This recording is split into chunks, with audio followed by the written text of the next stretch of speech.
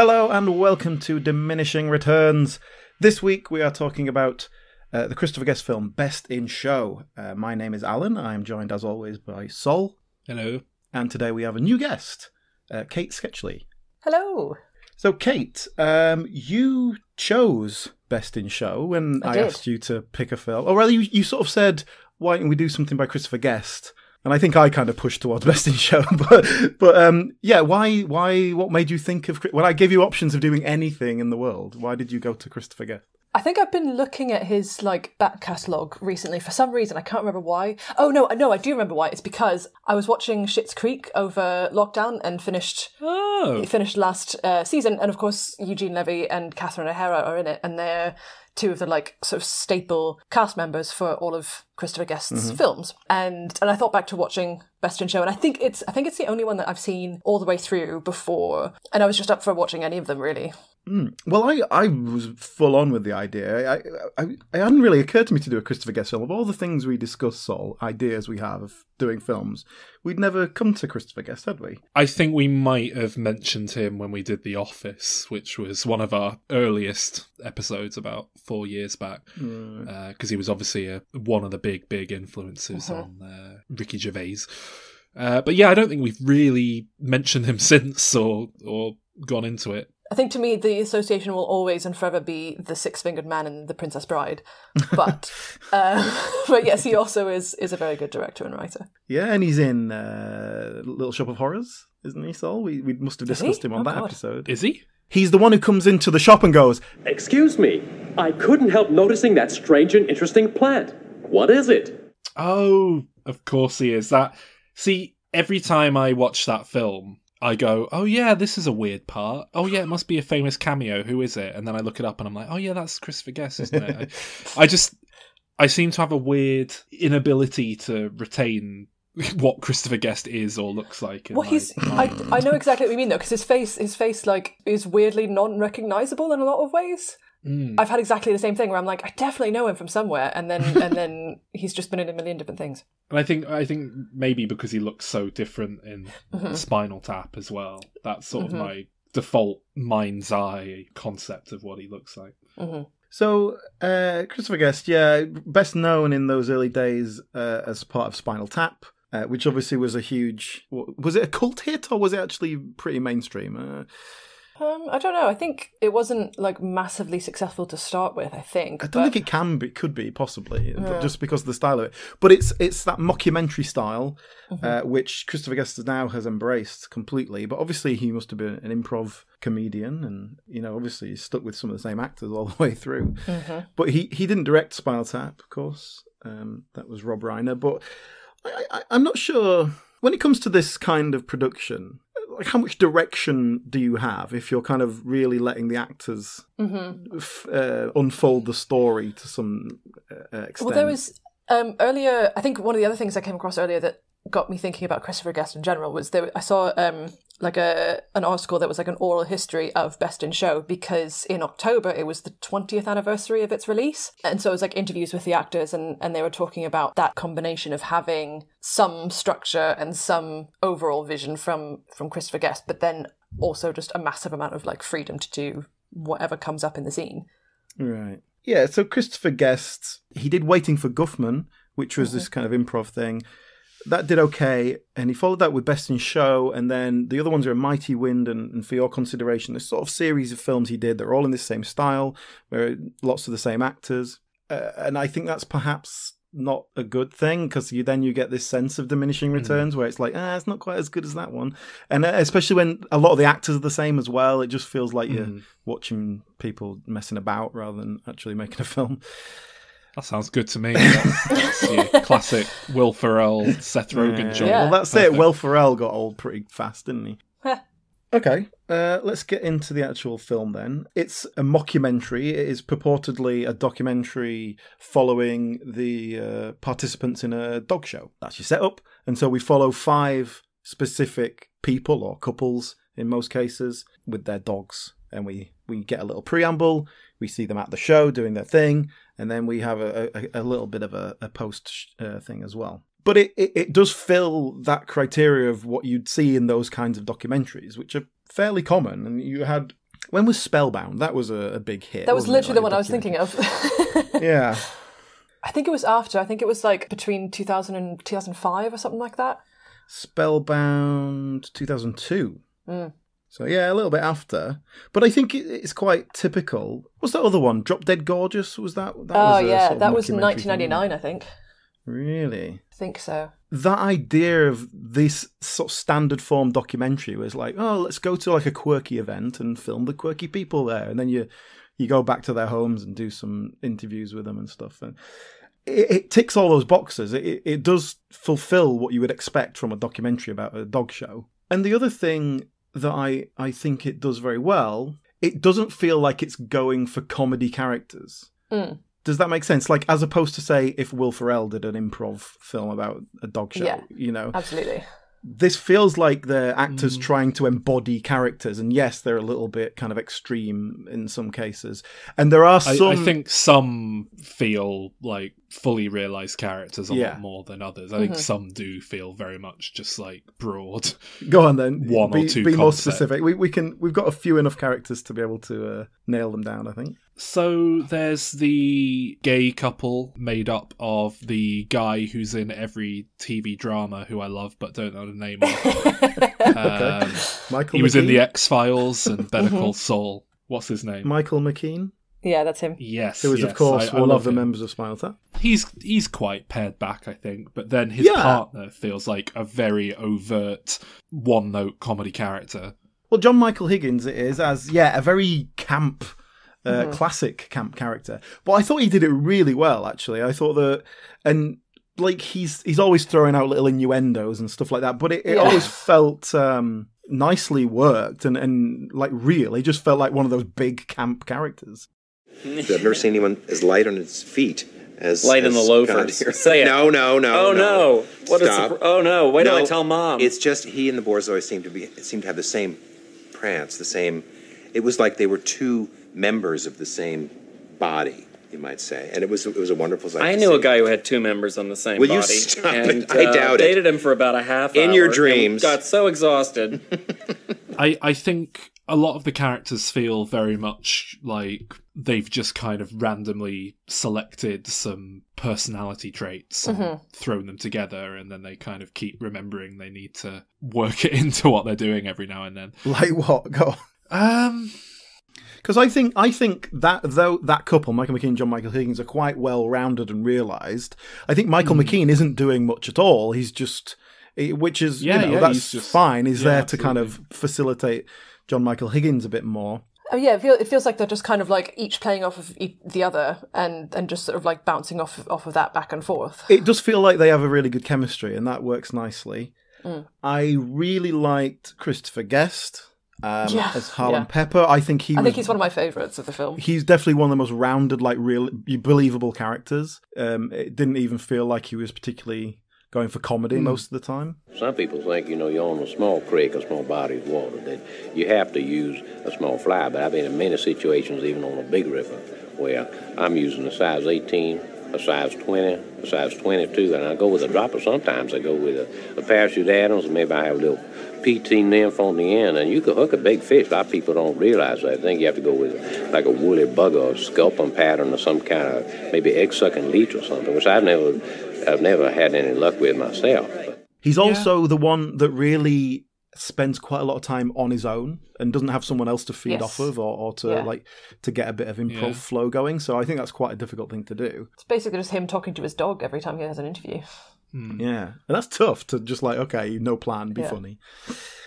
I mean, my favourite character by far is very much an overt comedy character, but is it not Fred Willard? It is Fred Willard, but I think that's okay, because he's not one of the main ones. He's just like an announcer whose job seems to be to antagonise the more professional announcer. Like he's kind of been like brought in from commentating on like baseball and like real sports and whatever. And so he's only ever going to compare it to that. Yeah, I mean, I agree. I think Fred Willard's the funniest thing in the film, and I think he is much more overtly comedic. But even saying that, it's still quite a realistic character in terms of when they get, like a colour commentary from someone who doesn't really know anything about the sport. Oh, yeah. I don't know if you follow the Accidental Partridge account on Twitter that will just throw up little clips of, digital TV channel presenters making fools of themselves. But yeah, you get people who are every bit as funny as that in real life. You know what would be funny? I don't know if they can do this, just an idea off the top of my head.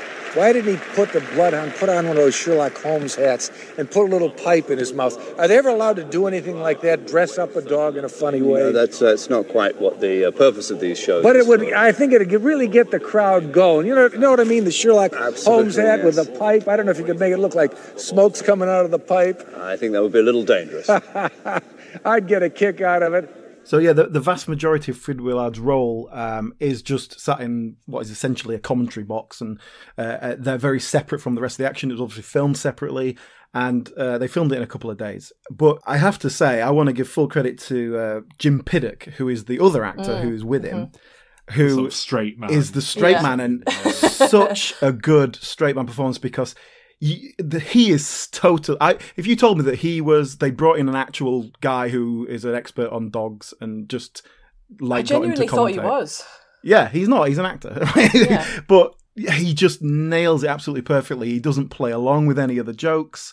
Yep. When he does, it's in a kind of passive aggressive, tired manner.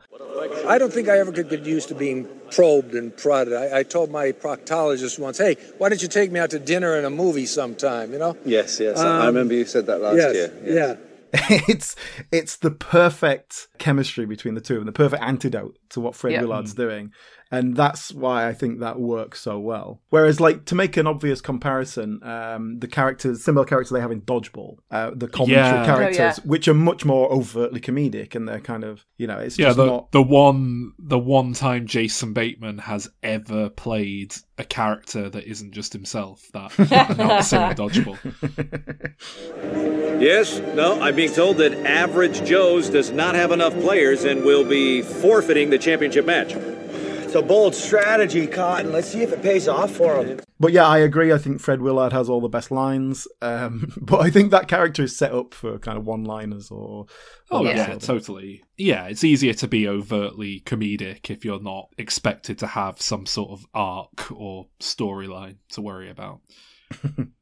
Yeah, so Christopher Guest is Harlan Pepper.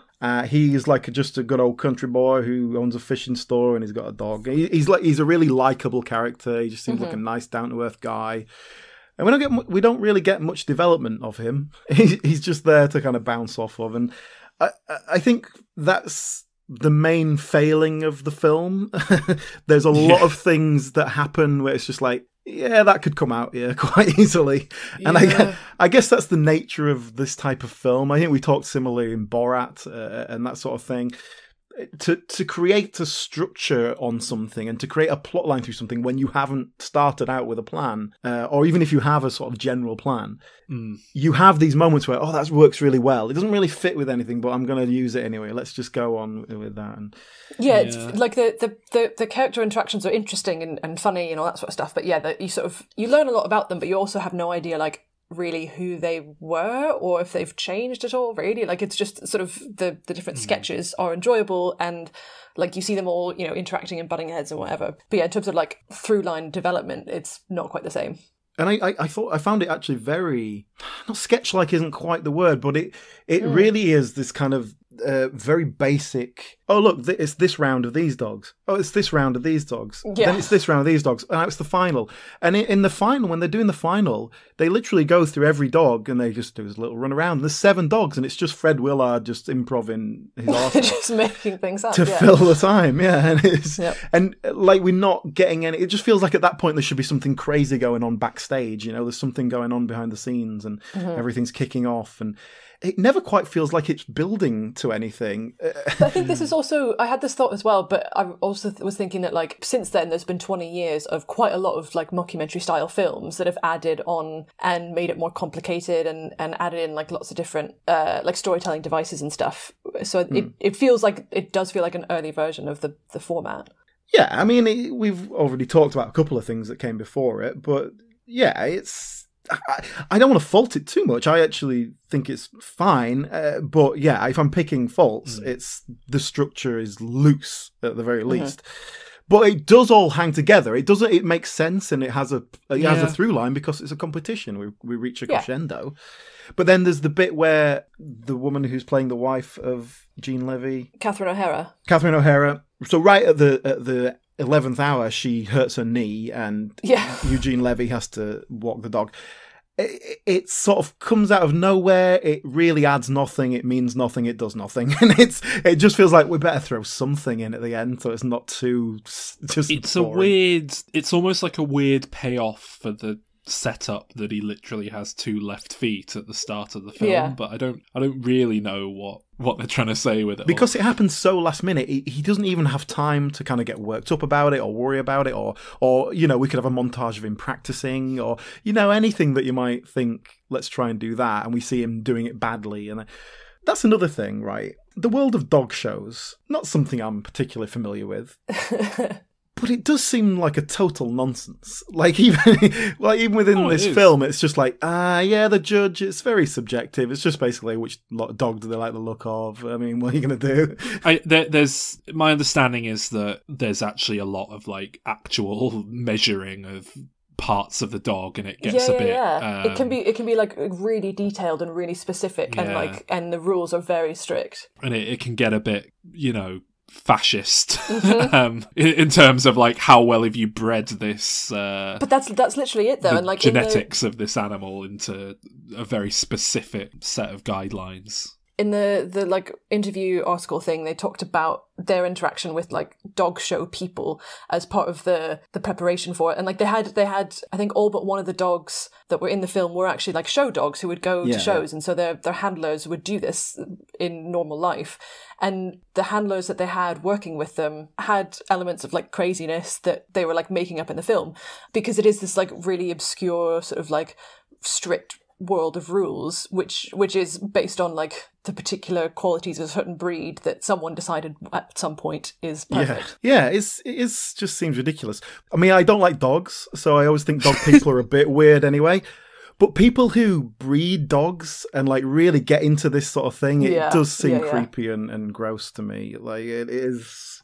Well, so it's just completely fabricated. It's just like someone a while ago decided that this looked good, or that like this dog used to hunt, so it should still do something along those lines. And then, I mean, obviously they're kind of based on this dog had to chase rabbits down a hole, so it's small and thin, and like that. There's kind of some historic precedent for why you breed them like that, but like that's not what these dogs are being bred for, is it? Yeah, you get dogs that are bred so that they can't breathe properly. Well, exactly. Like their hips are screwed. They all get arthritis like halfway through their. But they have an excellent arch on their back in the show, so it's worth it. Yeah, it all just seems a bit seedy and gross to me. I think it's also like worth a lot of money is the other thing. Yeah. If there was a cat show like this, it would be all those like weird looking cats that don't look quite right, that, and really you want a cat that's got a bit of, like a 3-legged cat, or a cat with a deformed face, like something Grumpy interesting Cat or to look something. at. That's the one you want to go with. I think there are cat shows, but I think they just don't do the sort of like the walking around bit, because the cats just wouldn't have any of that. Yeah, you just plonk them on the table and go, it looks nice, basically. Yeah, very fluffy. There was a bit where Fred Willard's character goes to the other commentator who's like, so isn't it just like which one is groomed the best? And then there's this awkward pause, and then it cuts away to something else. I thought that was a beautiful moment. So what other characters have we got here? Let's see. We have a young sort of yuppie couple played by Michael Hitchcock and Parker Posey, who are pretty much the people in the film who are just really unlikable, and like most of the characters are at least sympathetic and pleasant in some way. Yeah, I mean, I don't know if it's their fault so much, but I think there are times where this film veers into feeling as though you've had to go along to support your friend who's doing like improv comedy. And it's all a bit embarrassing, and I think that's particularly with those characters more. Do you know some what? Of the others. I just want to just to sidetrack you a second. That is one of my least favorite things, is seeing improv comedy, because if it's done well, if you're a Jeff B. Davis, it's fine. But if it's done even mediocre, it's just so cringeworthy and painful to watch. Well, this is it. And I think the threshold for how good improv comedy has to be is a lot higher for me than most people, because I just don't really, frankly, I don't find this film particularly hilarious. Like, it's sort of like, oh yeah, it's okay. But I kind of get that with, like, this is Spinal Tap, I don't think is hugely funny either. People talk about it being the funniest film ever made, and for me that's a film with like 3 great gags and then a lot of nice character work and padding. But you're a fan of, like, you say the Will Ferrell school of improv, which is say 1,000 things and then pick the 3 funny ones and use them all. Yeah, whittle it down to some, the gems.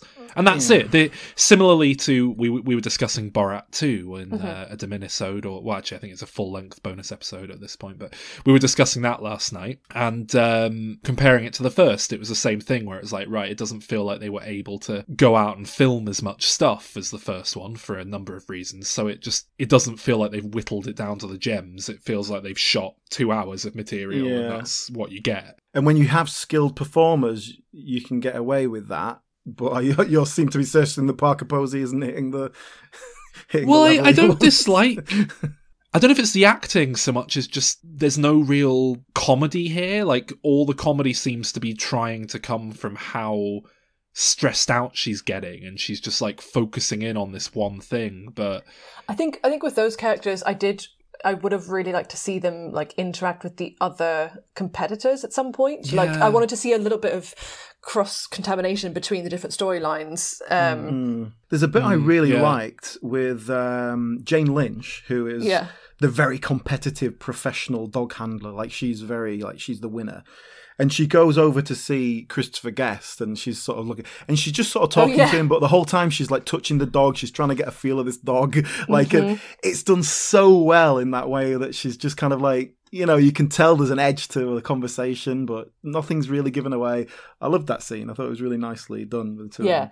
That's the thing. I wish there was more of that, where like there was a sense of the stakes between them, because like you sort of like, each of the characters often talk about the other dogs or the other handler, or like talk about Jane Lynch's character, so they know of each other, but it would have been really good to see like actual interaction between them.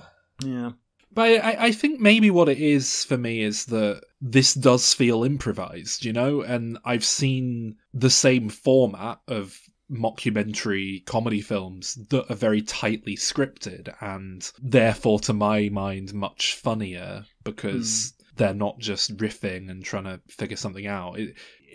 I'm not that into improv comedy.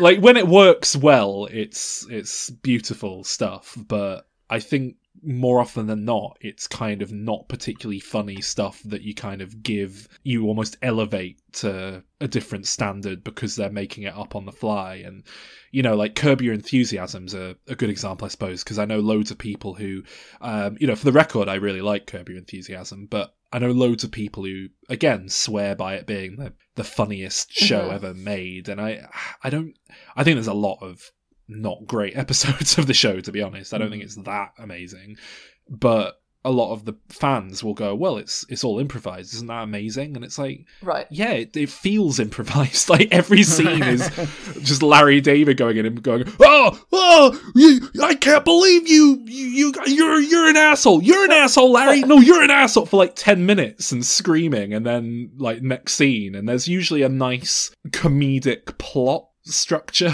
but like there's no kind of really good quips in there. Okay, you're a performer, right? You're an actor. Yes. So have you ever done improv? Yes, I have. How do you feel about it? It used to terrify me because I think the natural reaction that a lot of people have when they like approach it for the first time is like the feeling of like, oh Christ, I have to be funny. Like from the first second I open my mouth to the last second I'm on stage.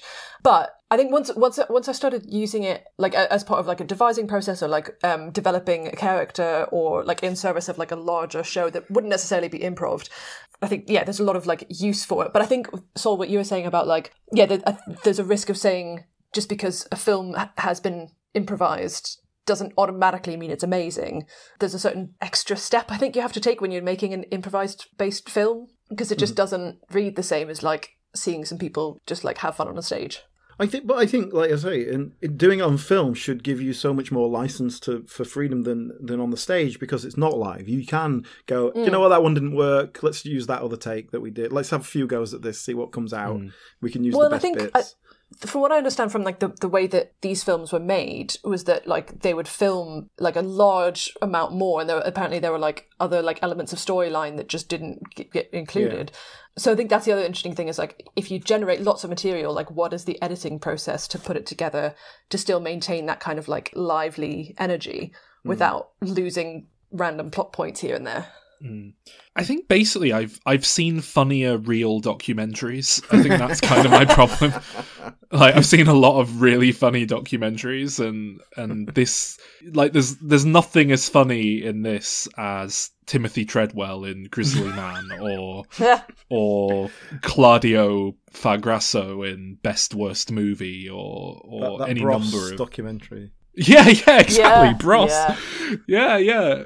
So I guess there's that as well, and I don't know. I mean, we dabble in comedy improv, don't we, Alan? We we break out our. But I remember, to be fair, it was a learning curve. You and I did attempt a couple of improv scenes on this podcast in the early days that I think we just took out of the edit entirely because they just didn't work whatsoever. But then fairly soon into it, we realised all you had to do was kind of come up with a character name, and the name is like what the character is. And they just have to turn up and say, hello, my name is, and then go away. Yeah, it's called the Chris Moyles approach to comedy. So are you deliberately bringing this conversation to bring up our sad news? The sad passing away of our greatest comedy character. Shouldn't we?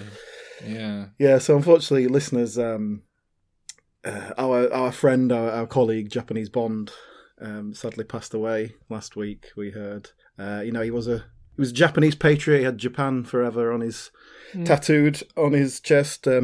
He did die in his home in the Bahamas. But yeah, so I suspect, Saul, that we will never hear from him again. He has canonically already died on the show and then just came back when we felt like it one week. Oh, has he? So I mean, anything can happen. You only live thrice. That's what I say. Oh well. But yes, he has of course just officially died. speaking, Rest he has died. We'll see what comes of that. I think he'll probably just pop up again one day. Zombie Japanese one. Yeah, Kate, you obviously have no idea what we're talking about. No, but I'm just trying to maintain a respectful silence in recognition of your loss. Oh, that's nice. Thank you. Anyway, let's get back onto track here. So we were talking about Parker Posey and Michael Hitchcock's characters, the yuppie couple, which I think the characters are kind of nicely set up. They're talking about their Starbucks and the catalogues and all that. It's kind of a nice little satire of that type of person. My favourite scene with them that I remember is the one where she goes to the pet shop. Yes. And it's because I find the shopkeeper quite funny, I think. Yeah. She's a good foil for his very calm, measured sort of, okay, well, that's like a bee, isn't it? And I'm looking for a toy. A toy, it's a bumblebee. It's like a... for what kind of animal is it? For a dog. It's a bee. It's a bumblebee. And it's furry. It's about this big. Okay. Right? Here it is. Is this it? No, that's the bear in a bee costume. Okay. I did like the number of very clearly, specifically planted bee-adjacent dog toys that they could work with. He's got a wall full of items. Yeah. And they're all like, as you would stack items, where there's like 6 of the same thing on a hook, and then one teddy bear in a bee costume on the top of it. And like the shopkeeper, the actor the actor playing the shopkeeper was like really gamely, like searching the wall to look for something, and they're like, "Oh, look at this thing right next to my hand." Yeah, let me look everywhere except for right next to my face. I think the teddy bear in a bee costume might be my favourite joke in the whole film. Actually, I did like that. I think my favourite bit is this obviously speaks to Parker Posey's improv skills when she's arguing with Ed Begley Jr., who's the hotel manager. Yeah, and she storms out going, "Thanks a lot, you stupid hotel manager." Yeah. Just being entirely accurate in terms of describing what he is.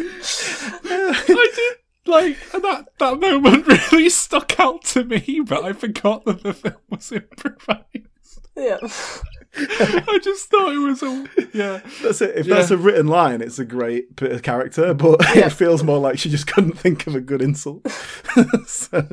Yep. Have we talked about Gene Levy and Catherine O'Hara in any detail? They're Not kind of yet, a nice little suburban Florida couple who Mm-hmm. have, was it a Norfolk Terrier? Is that what it is? Yeah, Norfolk Terrier. I think Eugene Levy is one of the most universally likable people in the world. Absolutely. Don't say that. You know for a fact he's going to get convicted of rape now. You've said that. Everyone is fine. If nothing's come out now, he's fine. He's I think he's bordering on that territory that you get people like Louis Theroux in, where it's just like no one could possibly not love this person. From any walk of life, any side of the political spectrum. He's just great. How could you not love Eugene Levy? He's great. Yeah, I love him. So yeah, I think that he's an incredibly likable presence in this film. And I think he's got the sort of like down to earth game for anything kind of attitude where he's just clearly invested in the whole process and really enjoys what he's doing. And that I always like seeing that when I'm watching someone in a film where you can see that like this was just a really fun process. Yeah. I mean, I don't think I've ever seen him play anything other than that Gene Levy character that he plays. Yeah. Always exactly the same. And that's all right. He seems to have got a good career out of that. I don't think I've ever seen him play a character that I find really funny, now that I think about it. I've seen him in a lot of stuff, and I love it when he turns up, but I mean, I don't know. I don't think I found American Pie particularly funny, just in general. I'm watching Schitt's Creek myself. I'm about 6 episodes in. Mm-hmm. And again, he's a nice lead actor. I like him, but I don't know. It's weird, isn't he? He's just kind of comedy adjacent. Well, I think he's never had the energy of like someone who's trying to be a lead actor either. Like I think he seems to enjoy being kind of on par with whoever he's working with, not trying to like be an individual like lead name. I mean, I think he's my favourite actor in this film, and you know, I really like Fred Willard too, so I'm not saying that lightly. Gene Levy is credited as a writer on this film and the other sort of classic guest films, like A Mighty Wind, Waiting for Guffman, and all that. Him and Christopher Guest are the credited writers. Mm-hmm. So I think he is obviously pretty well involved from the beginning. They obviously come up with perhaps they come up with the characters together and the sort of general plot ideas. Mm-hmm. Well, the 2 left feet thing was obviously something they had to come up with ahead of time so that the prop department could get 2 pairs of the same shoe. Yeah.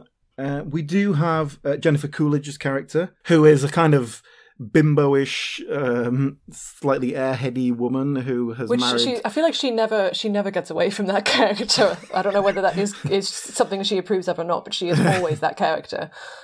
Yes, and she's married to a very old man, played by that guy who plays very old men in comedy films around this time. And Jane Lynch is involved with that story directly because she's the dog handler, and then it turns out there's something going on between them. They're actually in a relationship. And that doesn't really go anywhere either. It's kind of a big reveal at the moment, but then it's it's a big reveal, and it's kind of hard to know how you're meant to take it. Like, is it a punchline? Is it meant to be some sort of emotional payoff to something? It kind of just happens, and then it's there. Yeah, it doesn't mean anything, does it? Really, ultimately. Yeah, I suppose it's probably just meant to be a character arc, so that I think so. Those 2 have a happy ending, but. Or at least like some sense of like, because like, you know, a lot of the rest of the couples are actually couples. It's you sort of automatically think, well, these 2 have got to be a couple of some kind at some point. It definitely feels like it's leading up to it. Yeah. It definitely feels like sowing some seeds of that. So it doesn't come as a huge shock But then it just like nothing. It just doesn't mean anything really at the end of the day. Yeah. I will say that I really like Jennifer Coolidge. I think she is one of those people who, as far as improv goes, she never quite makes the obvious choice. She always does something a little bit odd, but that lends something to the characters she plays. Well, I think with this character, like, I felt like the whole time there was some sort of like secret that she never quite revealed, even towards the very end. Where I was like, is she happy in the new relationship? Because she still feels really uncomfortable. Like not non-committal and just like eating her ice cream or whatever and nodding along. It is a bit of a skill to play dumb, to kind of play as she's not like a total idiot, like, but she's just an airhead, I guess is the idea. She's never engaged with that element of her life. And it's difficult to play that well. I think she does a really good job of it without it being sort of silly or caricature-y or anything like that. I think she nails it. It's great. Oh, we didn't mention... We were talking earlier about how some of the characters have these kind of... Oh, look, this is that character. And one thing we have here that runs throughout is Catherine O'Hara's character used to be a slut. Oh, yeah. Before she settled down. Men recognising her everywhere she goes. Which is a nice little running gag. Like, I was going to say, at least that's an actual gag they get out of it. It's not just a personality trait. It's, she keeps bumping into these people. And it works on the basis that every single one of them just has no tact at all. Just sort of comes up and goes, I remember I banged you in the back of a Volkswagen once. I thought that was weird. I banged a lot of waitresses in my day, but you were the best. You don't forget the best. Oh, Jerry. Jerry. They got to do something about the air conditioning. Okay. It's getting... It's great to see. Okay. But I think it's also like set up so that Eugene Levy's character can just, like, you can just watch him experience that and have to deal with it. I kind of like that. It was just the same joke 3 times, 4 times, whatever it was, but it worked. It was fine. It just, I don't know, it felt like it was lacking the conclusion of that whole, dare I say, arc or running gag is just Eugene Levy bashing his head on a microphone. And it just kind of felt like, I don't know, I mean, not as obvious as this, but it just felt like it needed a moment such as him going up to the guy and being like, you know what, pal, go take a hike, and then like storming off with his, or something like that. The great thing would have been if they're just in the supermarket or whatever, and some beautiful woman walks up and goes, hey, you remember me? To him. Yeah. And he's just like, gets all embarrassed and like, no, I don't know, remember you? She makes some kind of like innuendo about his 2 left feet. And Yeah, you know what they say about a man with 2 left feet. Exactly. But that's it, I don't think there is much of a resolution. They've obviously gone, right, we've got a built-in arc here because it's a competition with a result. We've got a built-in beginning, middle, and end, and then the characters can just be in that and exist. But if you don't plan ahead, if you don't kind of come like, what's our conclusion going to be, you're not necessarily going to find that big finish. But if you're trying to emulate documentary, which is real life, you don't necessarily get some big character arcs. You don't, except a good documentary filmmaker will generally be figuring out what the storyline and the arc is as they're making it, and make sure they've got the footage that they can then edit into something with plot structure. But that is a fine line. We've, like you say, with Grizzly Man, it's basically made up from beginning to end using what footage Werner Herzog saw, which was about 5% of what Timothy Treadwell shot. So, it is a thin line of I know this is a bit of a sideline, but in terms of documentary, like where do you draw the line of how much influence you have? What are you representing? What are you showing? And all that sort of thing.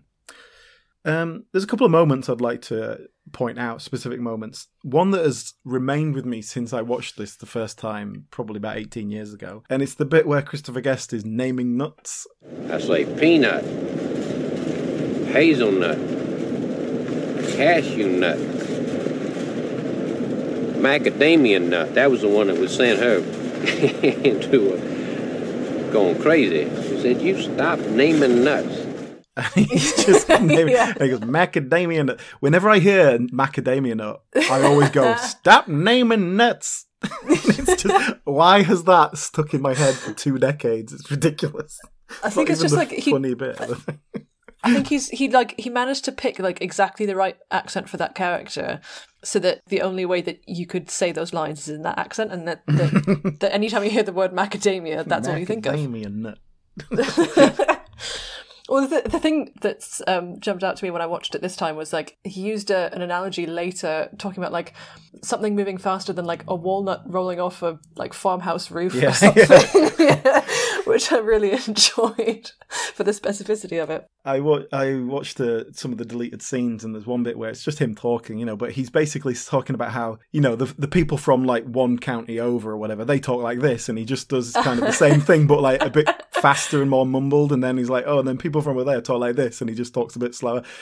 Yeah, you couldn't even understand them because they would say, I live just pound down Sano near the Scalaball Dam. Was he having, trying to roll any kind of flip up? And you hear the flip up part, you say, I'm trying to understand what you're saying. And they say, well, I'm a Pomp County boy, and that's all you'd be understanding. And you say, I don't understand that, but what you're saying is it's all because of the high tension wires that would be happening, But it felt really like he'd done his research onto this accent, and he was like, okay, I'm going to use it all. There's another deleted scene with the Christopher Guest character, and I think it works that it's deleted because basically it's him, and it's like, oh, this is it's him outside his house in this big shed, and he opens the door, he goes, oh, this is where I keep my beach ball collection, and there's all these inflated beach balls in this shed, like he's obviously just rammed full of beach balls, and he's just talking about how his beach balls, he picks one out, he goes, oh, this is like an FB 130, it's a classic design, this one's a really good example, and it's just like,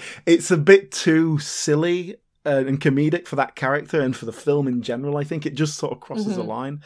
So I think it's probably a good thing they took it out. But it's still funny. It's still a sort of funny little moment, but it has no relevance to anything at all. Did you know that there was apparently they cut out a whole bit where Parker Pose's character was doing drugs? Yeah, I read that. Yeah, and, she was like smoked weed. Yeah, when I read that, I was like, really? Would that? I don't think that would have worked. She seemed more of a coke head to me. I was going to say, is the idea that she gets really stressy when she, needs to have a toke and then it calms her down afterwards? Yeah, I don't know. Or is it just a kind of complete misunderstanding of how drugs tend to affect people? It's like when Homer Simpson smoked weed in that episode, and then it was like Yellow Submarine, like full on trippy animation sequence, and it was like, oh, okay, that's why you never go on the weeds. That's all. Yeah, that's. Don't know if that's accurate. There's another moment which I just wonder was this a deliberate thing? When after they win the dog show, Gene Levy's character's there with the dog, and he wins, and he starts going "Cookie, Cookie," shouting to his wife. Was that a deliberate bit off Rocky where he comes out the fight? He's going, Adrian, Adrian. Was that a deliberate reference? I mean, I feel like that reference is in so many things that, like, it's quite easy to spot it even when it isn't there, Well, I think it's a deliberate reference to Rocky. Fair enough. But, I mean, you thought Clancy Brown going, yippee! In the SpongeBob SquarePants movie was a reference to Dr. Robotnik's Mean Bean Machine. I stand by that. I'm going to find that sound clip out because I'm going to compare the two. I mean, Alan, I'm editing that episode. I was editing that episode the other night, and I actually went and dug up the audio clips and compared them, and then I thought I'll spare you the embarrassment and just cut the whole tangent. Lies, damn lies. I'm going to do it. Look it up for myself. You obviously looked at the wrong thing. So. Yeah. Do you think that this film would be better if it was filmed in what, dare I call, cinema unawarete style? Or cinematic concealism is the name I prefer. You're going to have to lay out exactly how that would work. Would you get some comedy improvers and send them into a real dog show? Yeah, I guess so. I think we need to, just for Kate's benefit and for any listeners who are not aware of it, do you know what cinematic concealism is? My guess is kind of what Soldier said there, of like, make a film without some people being aware you're making a film. It's catching on, Alan. Perfect. Yeah, pretty much. It's where people know they're being filmed, but they don't necessarily realise the full extent of why. So Borat is the obvious example. People know they're being interviewed by this guy, but they don't know the reality. So it's not hidden camera. It's like hidden camera stuff, but the camera doesn't have to be hidden. Yeah, but like the end purpose isn't clear, or there might be sort of like a certain understanding of like what it's for. Yeah.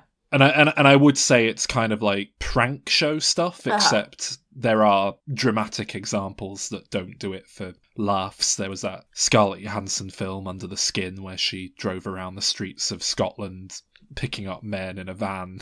Yeah. Which wasn't done for laughs, even though it was kind of funny. So yeah, I think you could do that with this film. Yeah, just get people, put them into a dog show, but they're actually playing a character. I think the problem with that is in those dog shows, like everybody knows each other, don't they? It's kind of like, how would you bring in new people? Well, you'd probably have to do it with 1 or 2 characters entering, and you focus in on them rather than we're entering 6 new dogs. I think you could probably do it with a central character or pair of characters. I don't know. I don't know if there's that much scope to fuck about at a dog show. It seems like something Mark Wootton would do rather than something Sacha Baron Cohen would do, you know? Well, Sacha Baron Cohen would like go to a dog breeder and go, now I take the dog's semen, now I wank it off. And then he would like try and wank off the dog. And go, no, ain't how we do it round here. That's Sacha Baron Cohen's career there. Yeah, pretty much. Mark Strong plays the dog. He's got no dignity left at all. Yeah. Yeah. I mean, I think I would be more inclined to like it and find it funny. So, yes. But obviously it would have to be made well enough for that. You know, it'd have to work. Yeah. So, shall we rate the film? Sol, do you want to go first? Yeah, I mean, I had this down as a 6 out of 10 before I rewatched it. It's just kind of there. I don't really find it that funny, but I rewatched it, and it's an easy enough watch. I kind of enjoyed it enough that I've bumped it up basically to a very generous, I think, 7 out of 10, which, you know, I don't think all that much of the comedy stylings of Christopher Guest, but it's fine, you know. Well, interestingly, I had this down as a 9 when I came to look it up. That's from probably when I watched it the first time. And you do like films where nothing happens and the characters don't change. Yeah, I do like this kind of light comedic touch, I suppose. But I think something you said, Kate, a minute ago about, yeah, you can't quite appreciate it at the same level as when you saw it the first time, and things have changed slightly, and it's dated. And basically, I've come the other way. I've dropped down a point. I've gone to an 8 out of 10. I think, yeah, coming into it, I think I probably would have put it at like an 8 out of 10. And I think I'd probably stay at 8. But it's also kind of, there's definitely an element of like comfort watching to it, which I just enjoy watching it, and I think that will make up for any lack of like groundbreaking film technique or anything like that. I just enjoy watching it, and it's still a fun film. Mm-hmm. I think that you're right as well. It has become dated because, you know, the Office, which was what, the following year after this came out, probably the same year around as it came then out, anyway. Yeah. Oh, was it the same year? 2000. Yeah, The Office is, you know, this tightly scripted sitcom, and I do find it very funny. And then off the back of The Office, you know, The Office broke America, and then for the next 15 years, every sitcom from America was also a mockumentary. You know, it just became the standard format. So suddenly all these very well-written, tightly scripted, funny shows are all using this format. It's, you know, much less of a loose feel. The American Office and Parks and Recreation and various episodes of Community decrying the fact that it became standard. Arrested Development, technically.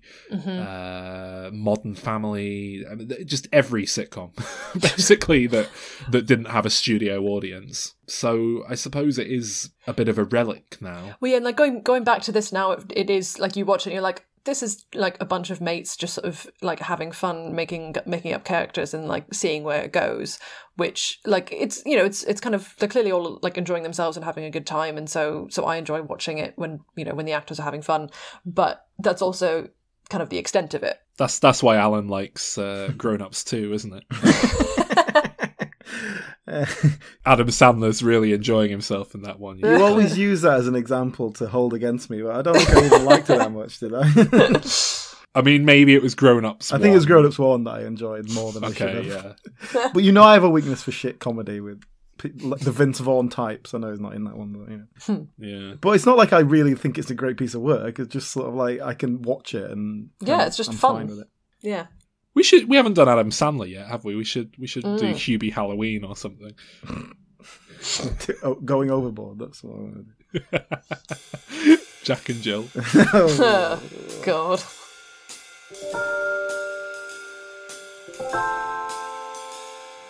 Oh dear, okay. Well, that's Best in Show. Thanks.